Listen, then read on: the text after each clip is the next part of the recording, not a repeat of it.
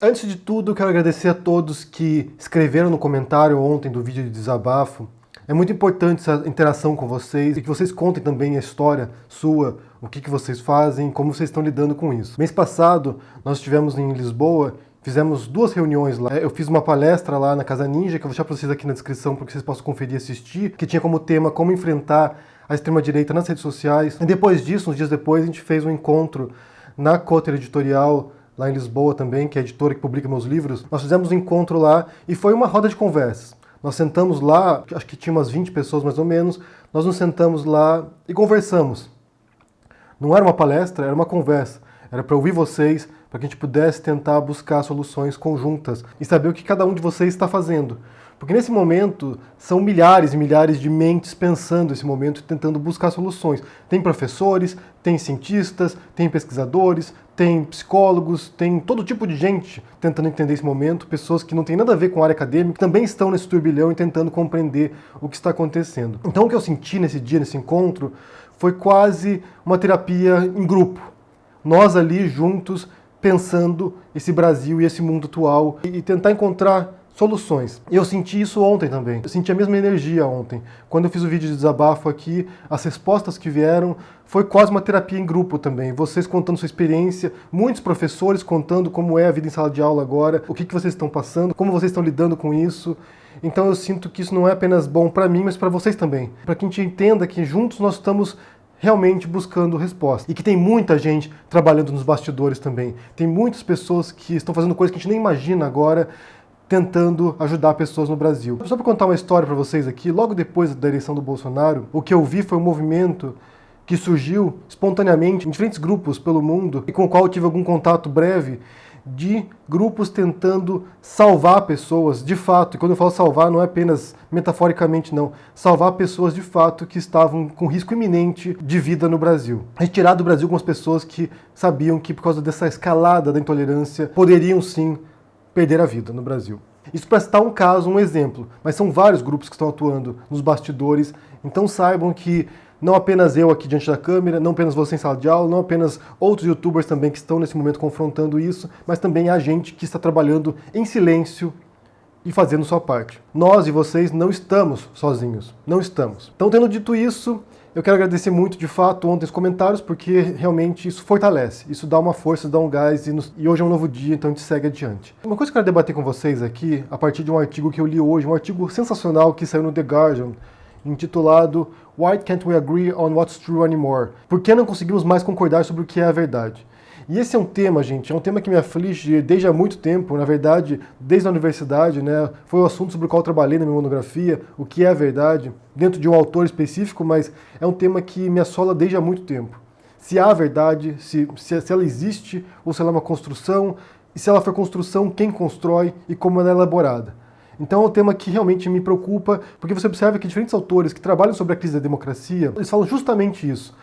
Um dos primeiros aspectos que você pode identificar em crises democráticas, em ascensão do fascismo, em ascensão do autoritarismo, é a ruptura da noção de verdade. É quando as pessoas já não conseguem mais concordar sobre o que é a verdade. Esse artigo é escrito pelo William Davis, que é um sociólogo, ele destaca alguns pontos interessantes nessa questão. Porque o que ele fala é que a gente passou de um modelo de sociedade no qual havia escassez de informação, ou seja, o modo como a gente conhecia a realidade, ela vinha através de certos canais que monopolizavam conhecimento e informação. Então você tinha ali certos grupos, né, certos conglomerados, certos jornais, certas TVs, certas rádios, certas editoras, que serviam de filtro para a informação. Então o trabalho deles era um trabalho de coletar os dados da realidade, coletar o que se passava no mundo, filtrar essa informação, ou seja, um trabalho editorial de separar o joio do trigo e veicular isso para as pessoas. Então você tinha um acesso mediado aos dados, você tinha um acesso mediado aos fatos. Só que observando aqui que os fatos não é a verdade. Quando a gente fala de fatos, a gente fala de fenômenos que ocorrem na realidade. Isso não é a verdade. A verdade é quando você passa a interpretar esses dados, esses fatos. É quando você elabora uma proposição sobre isso. Então, por exemplo, quando você afirma o céu é azul, e você olha para o céu e você vê que ele é azul naquele momento do dia, isso é verdade. Você tem uma afirmação, você tem uma proposição que se remete aos fatos, que se remete à realidade. O fato por si próprio não é verdadeiro nem falso, ele é simplesmente um fato, ele aconteceu. A verdade é quando você empreende um esforço de interpretação daqueles fatos e elabora isso verbalmente. conceitualmente. Então um acidente de trânsito, ele não é verdadeiro ou falso. Ele é verdadeiro ou falso quando você vai lá e afirma: ocorreu um acidente de trânsito na esquina da rua tal com tal. Aí você elabora uma proposição que você pode olhar para o mundo e verificar se aquilo ali é verdadeiro ou falso. E esse processo, como diz esse artigo, ele era feito de maneira mediada anteriormente. Você tinha lá empresas, tinha lá pensadores, você tinha lá políticos que mediavam essa informação para você.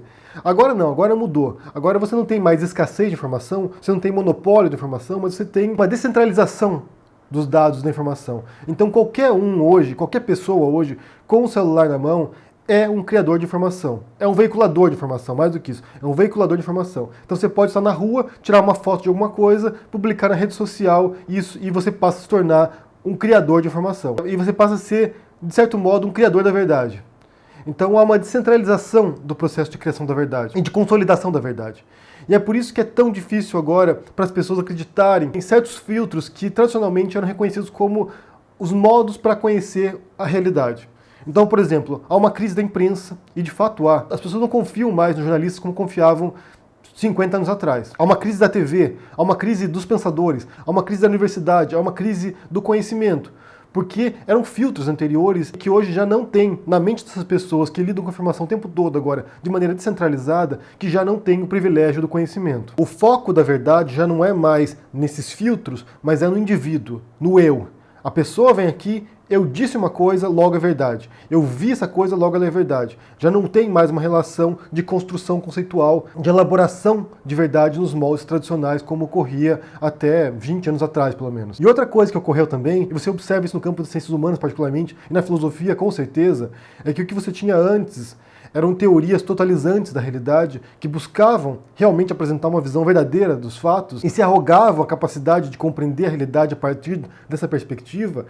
E com o século XX em diante, o que você observa também é uma fragmentação no conhecimento. Isso certamente ocorre na pós-modernidade, principalmente, quando você observa diferentes locais de percepção, né?